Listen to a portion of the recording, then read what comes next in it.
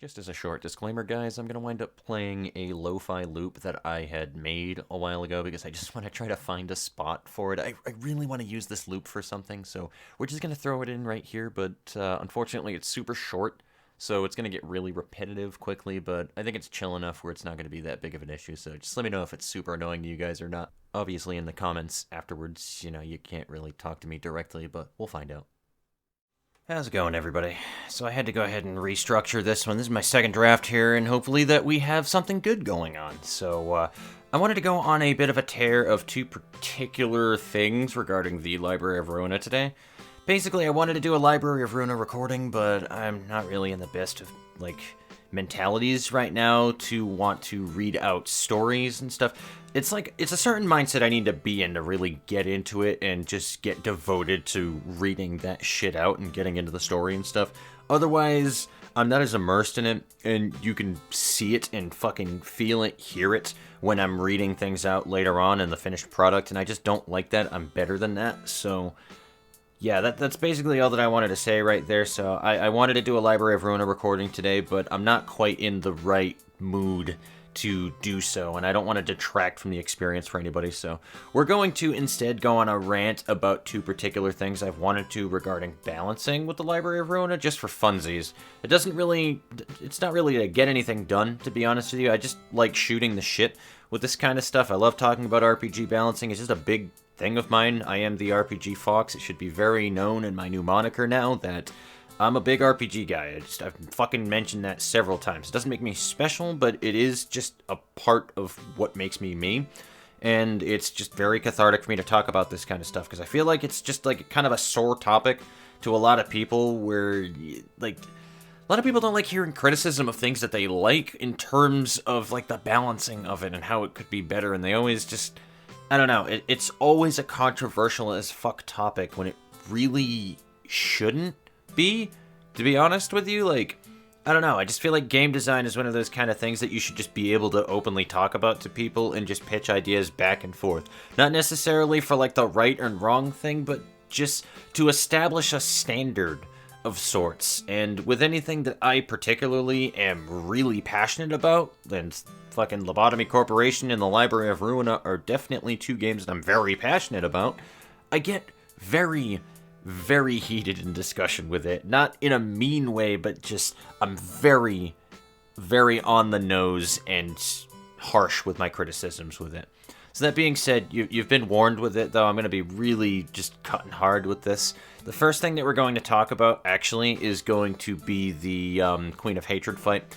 And the one after that, we're going to go into a short rant about what I think about, the sweeper pages and stuff and their passives.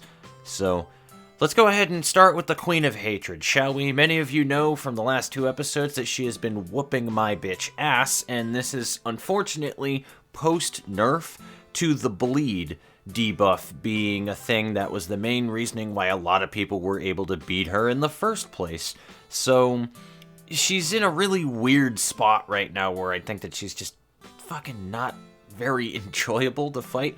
I like the fight, I really enjoy what they did with it, and to be honest with you, I would be upset if you could just steamroll through that fight. She is the first VoV abnormality fight that you do. If you're not aware of how tiering of abnormalities works from Lobotomy Corporation, that is the second from the most dangerous thing in the game, period, in terms of abnormalities and the way that their tiering is, basically. So she's like a step before a doomsday class fucking SCP abnormality.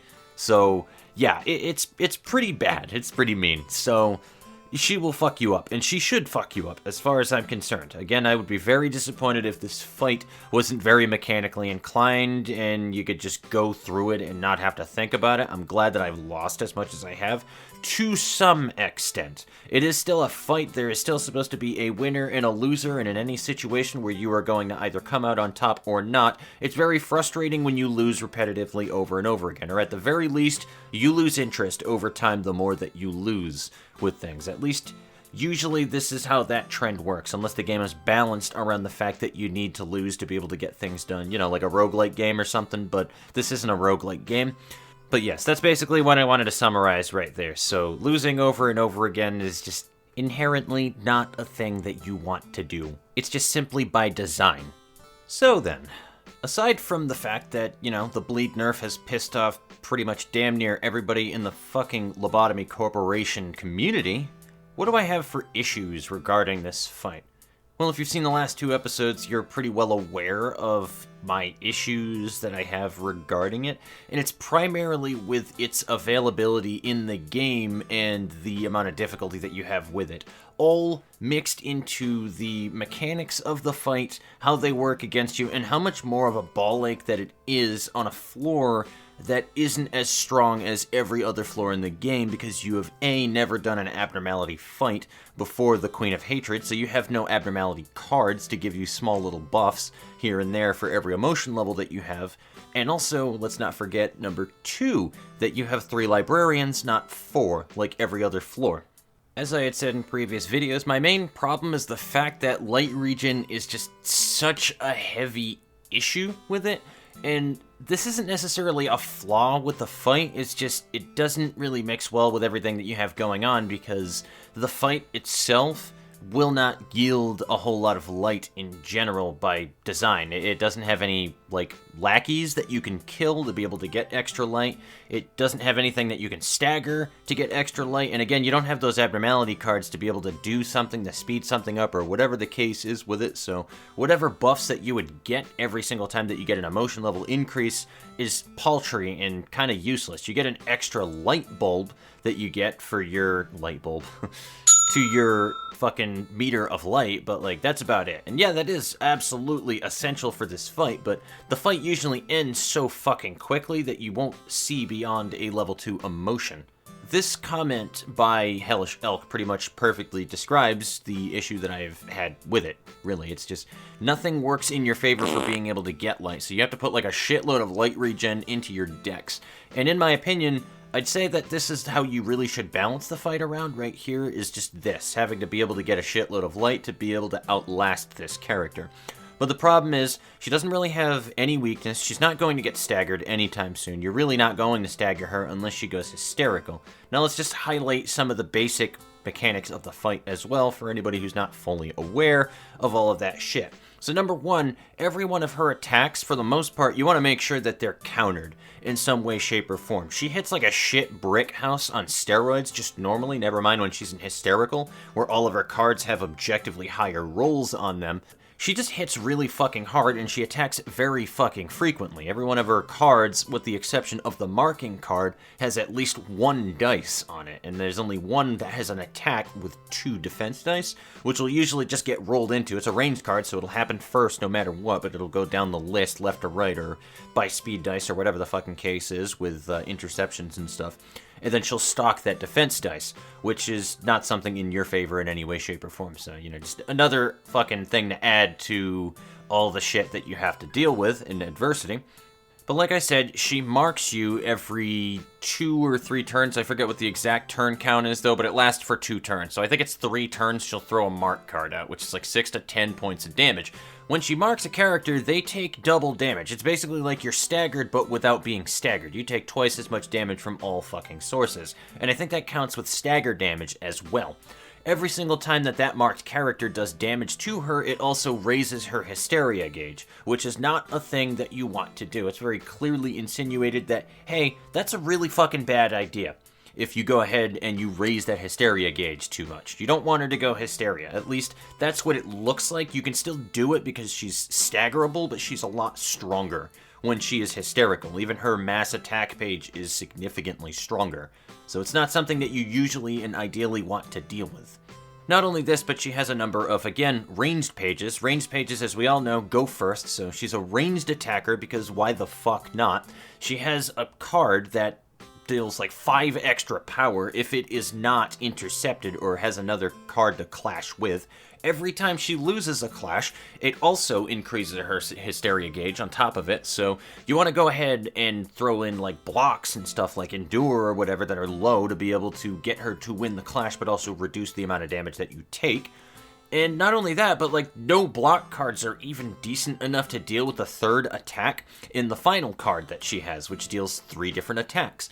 The last attack is almost always buffed by the 2 recent dice that she had in there, and it gives you like 3 bind.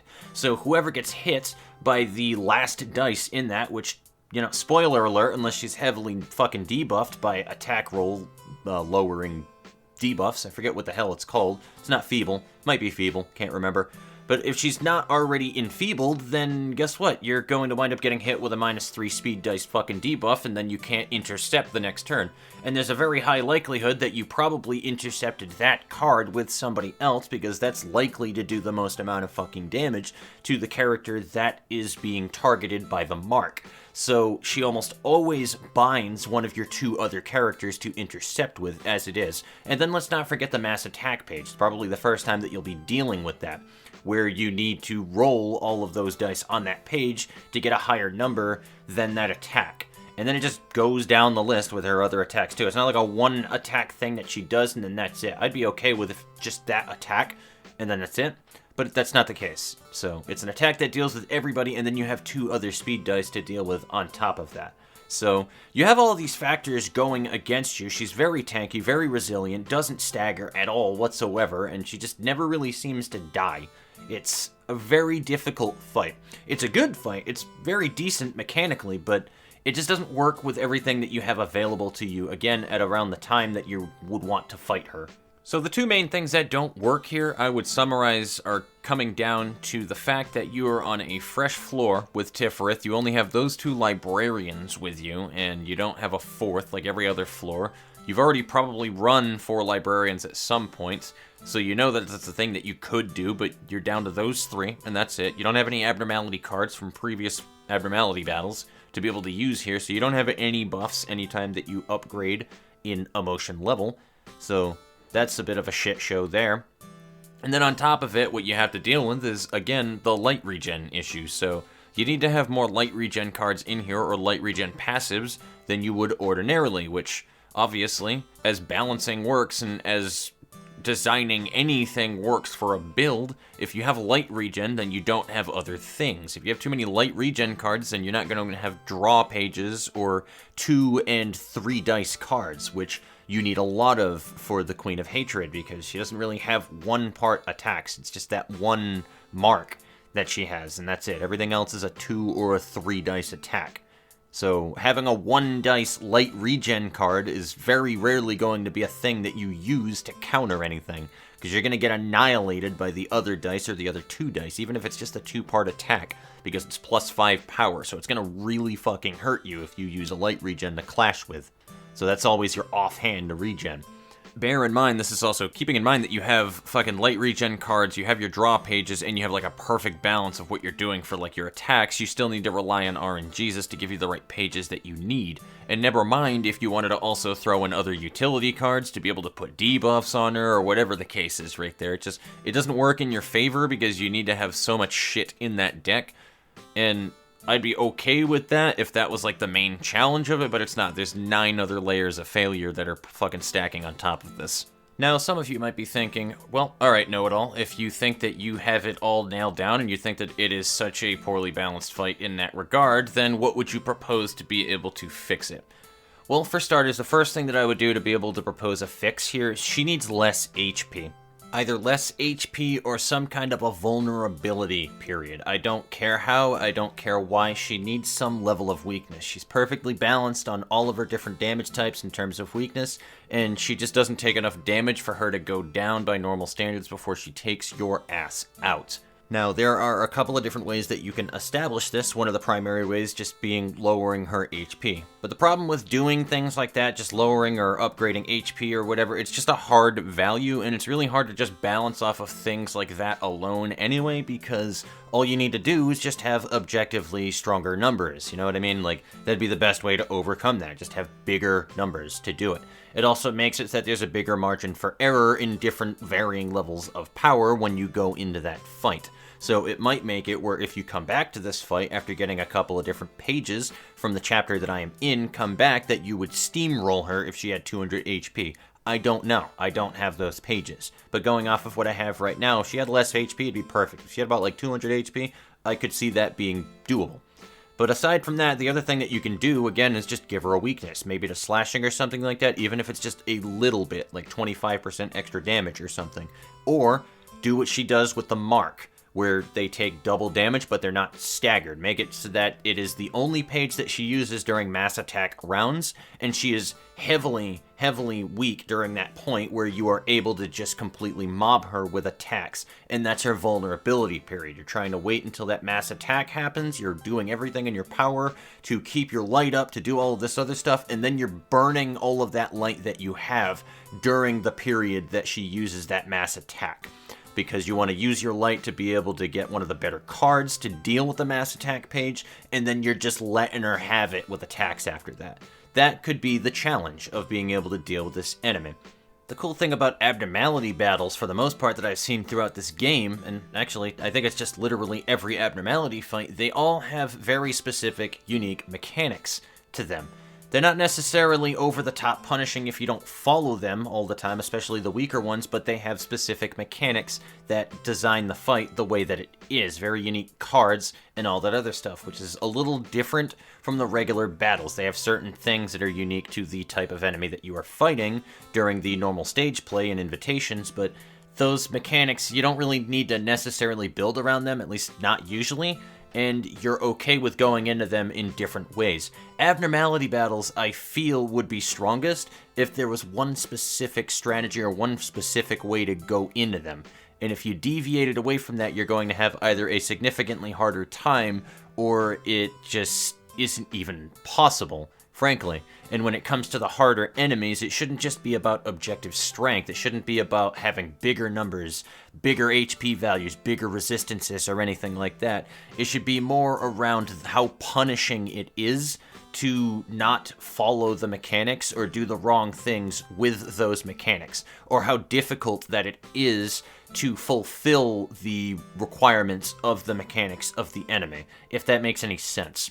I get into a lot of arguments with people who have told me ridiculous things over the years, like Dark Souls isn't a difficult game because of the fact that it has like a specific thing that it's trying to get you to do, and once you understand the mechanics of an enemy and you know how to dodge, how to deal with their attacks, then that enemy is no longer a problem anymore. It's no longer really a threat. The challenge is gone. And just to clarify, I understand the argument that is being made here. It really just all comes down to what your definition of hard is, or what challenging is. For me personally, that's why it doesn't make sense. It's a conundrum when people say Dark Souls isn't hard, because that falls into my definition of a difficult game or a challenging game, because it is very mechanically oriented on what it is asking you to do, and there is a very high margin of error. Whereas a lot of other people don't classify these kind of games as challenging because of the fact that if you have a higher level of skill when going through them, then the margin for error, for losing, for failure, and not winning isn't nearly as high. And that's the argument that's being made for it, which is just, again, it's just a weird argument to me personally by my own definitions of these words. But I can see the argument 100%. The problem with it is that argument to me, what I am hearing is this game isn't challenging because it's a video game. This isn't anything new. This has been a thing with video games since the days of arcade games. That is the challenge. You're trying to figure out what the mechanics are. They're trying to illustrate, or at least the game devs, like what they're supposed to do, is give you the mechanics to know what you need to do and give you feedback for the things that you are doing, and you need to design a strategy around that. That is the challenge in video games, as far as I'm concerned. I know that this isn't exactly a skill game, but that's just my input on what I feel that abnormality battles should be. This should be more resembling that kind of strategy to it. Have one way to go about it, and then that's really it. Don't worry about multiple ways of beating an abnormality. You just need to get to the end by following the mechanics, and you use the build that is most likely to get you those results. Done. You don't need to have multiple ways to beat her. And by that, I mean you don't need to be able to beat the Queen of Hatred after she goes hysterical. I think it should be easier to put her into a hysteria form as well. I think also her hysterical form should be significantly tankier and harder to deal with. It could still be staggerable, but I think it should just be something where if she goes hysterical, that's just gonna get you downright fucking murdered unless you are way stronger, where you come back with, like, late stuff. That's what I really think that this abnormality should be balanced around, is just getting your deck to work with light regen and you're surviving it, and then you're waiting until she uses that mass attack page. Again, this is just my idea, the mass attack page thing being, there's a lot of ways that you could go about it, especially if you're creative enough, but that's just an idea. Wait until the mass attack page lands, you deal with it, and then you lay into her. You get like a round of free damage or something. There's a lot of other ways that you can go about doing it, but just that's my input. She needs some kind of a weakness. Her biggest problem is the fact that she's such a well-rounded enemy with no weaknesses, is the thing. She just does so many different things. She has ranged attacks. She's a powerhouse. She weakens other targets and marks them and then focuses attacks on them and then binds everybody else. Anybody that doesn't counter any attack that she does makes it an issue. And then there's the hysteria gauge where when she wins and loses clashes affects it. So really, like you're dealing with such a powerhouse enemy that's just really tanky and hard to take down. Like, it's just, she has so many strengths and no weaknesses. You know what I mean? And that's the biggest problem with the fight, because she's just so much stronger than you objectively in so many different ways, but also well-balanced. Well-balanced isn't exactly an issue, because that's the point. You are a jack of all trades and a master of none, but it doesn't work when that enemy is 30 fucking levels higher than you. Like, you know what I mean? It's just gonna kick your ass. That's where the poor balance crap comes from, and that's really all that I'm going to say about it for the most part right there. It's just, I think she needs to have some more of a weakness, at least in her regular form, and I think that they really should just buff the shit out of her hysterical form and just make it a god tier thing that just fucks you up, and the whole entire balance of the fight is to not get her to go hysterical, otherwise you will get annihilated. Also, side note, you could make it so that her mass attack page does like an extra 20 damage when the attack connects as well. That would be pretty interesting, because then you would actually have a legitimate threat to the fight if her mass attack page connects rather than just the raw 14 damage. Or it just does like double damage or something because of the mark or whatever, but like, you guys get what I'm saying? Like, you could do that, and then like, again, the primary thing that you're trying to do is you're building around that mass attack page, and that could be the whole entire, that could be the challenge, like I said. There just needs to be more of a clear-cut thing where like, if you do this, then it'll work, and if you don't do this, then you're gonna get fucking clapped. And most importantly, as you make those mechanics harder to fulfill, more difficult and more punishing to be able to do, you need to make sure that the player has agency over those different conditions that can happen during that boss fight. There's nothing worse than a boss fight that has very specific conditions, very difficult things that need to be done, but you don't have complete agency over what goes on. If you don't understand what I'm using the fucking word agency for, what I mean is like control over it, rather than like an RNG throw that dictates whether or not that you can get the thing done. It should be something that is well within the player's grasp, something that is very clearly shown to them at the time that they are going through it, so that they know that they are fucking up and what they need to do to be able to surmount that challenge. That's what I really think that these abnormality fights should be balanced around. It's very difficult, and the reason why it is so difficult is because it's such a not normal fight, on top of her being so heavily scaled against you. Because you don't usually build for just like raw light regen, because you don't get it from other sources. Like, it's just, that was interesting enough for me as it was. And then again, the ranged attack pages and the mass attack pages, that's going to catch somebody off guard anyway the first time they go into the fight, is that mass attack page, and then they just get fucking obliterated. That, again, would be your challenge right there. Just build around that mass attack page, and then you just go into her in those rounds. This is assuming, by the way, off of another thought that I had before, if you, like, nerfed her damages for whatever reason as well, because I think she just does way too much fucking damage, especially when she gets that double damage on marked targets, but, like, again, if you make that weakened part where she just, her time to kill goes down significantly, then it won't be as massive with the damage that she deals. It's not that big of a thing that you would need to rebalance, because she dies quicker because she's vulnerable to something. Like, you get what I'm saying right there?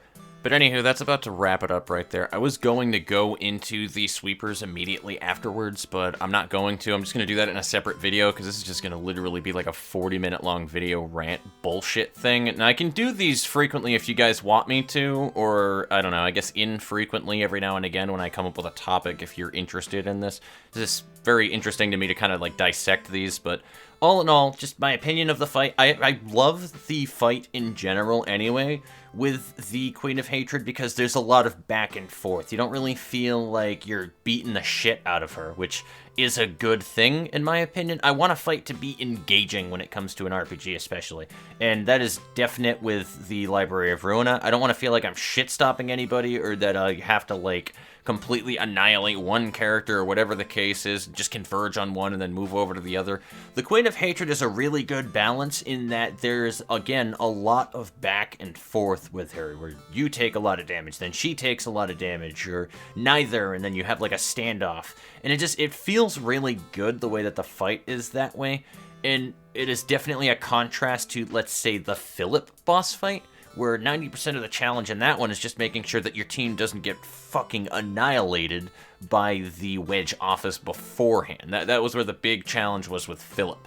And I loved that fight. That was a great fight, great music and all that other stuff, but again, that was where most of your challenge was with Philip. He had like the great phase change and stuff that you had to go with it, and decent cards to defend and deal with, but like, he just took so much damage that you would just burst him in almost a matter of no time. You just wait until his feather shield went down and then you would burst the fuck out of him.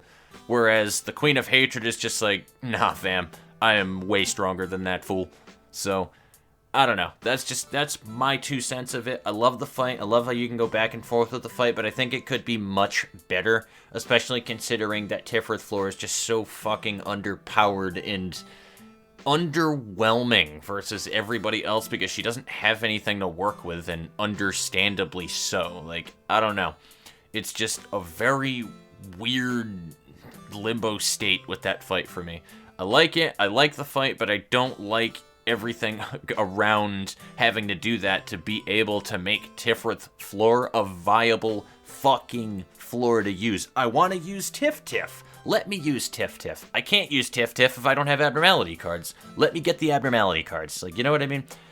It just should feel a little bit more rewarding going through it. And I refuse to do any bleed tactics with it, is the thing. I don't want to do a bleed build for it, even if it is not nerfed enough for it to still be really good. It just, I don't know. It tells you everything that you need to know about a boss fight when pretty much everybody who had beaten that boss fight cheesed it with bleed mechanics because they were fucking ridiculously broken. So, yeah, it tells you that it was too difficult to do naturally and with another strategy other than the broken bleed strategy. That's basically what it tells you. They couldn't really beat it with other strategies, or they didn't care to, because who would be fucked with going through that fight the natural way that it was meant to go through without using bleed strategy, you know? Then they had to nerf the shit out of it because, yeah, it made the game fucking easy. So, that being said, guys, I will see you later. See me on the next one where I wind up going on a tirade about what I think about the passives for the sweepers are, and why I think that they shouldn't have been nerfed into the ground. Fucking 5% is just bullshit. But anyway, I will see you guys later. Take it easy.